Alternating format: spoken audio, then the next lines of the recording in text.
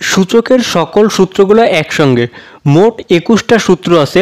1 নম্বর সূত্র a to the power m into a to the power n equal to a to the power m plus n, অর্থাৎ দুইটা সূচক যদি গুণ আকারে থাকে বেস একই হলে পাওয়ারগুলো যোগ হয়ে যাবে। a to the power m divided by a to the power n equal to a to the power m minus n, ভাগ থাকলে পাওয়ারে বিয়োগ, গুণ থাকলে যোগ, ভাগ থাকলে বিয়োগ। a to the power m into n, পাওয়ারে যদি দুইটা সংখ্যা গুণ থাকে তখন যে কোনো একটাকে ব্র্যাকেটের ভেতরে আর একটাকে ব্র্যাকেটের বাইরে লেখা যায়, চাইলে nটাকেও ভেতরে mটাকেও বাইরে লেখা যাবে। a b টু দি পাওয়ার যদি n হয় তখন a to the power n into b two the power n হবে, অর্থাৎ দুইটা সংখ্যা গুণ আকারে থাকলে তাদের পাওয়ার থাকলে পাওয়ারটাকে দুইটা সংখ্যার উপরেই আলাদা আলাদা করে দিতে হবে, ভাগ থাকলেও একইভাবে আলাদা আলাদা করে দিয়ে দিতে হবে। a to the power 0 equal to 1, 0 two the power n equal two 0, a to the power 1 equal to a, 1 two the power n equal to 1, n এর মান যে কোনো সংখ্যা হইতে পারে।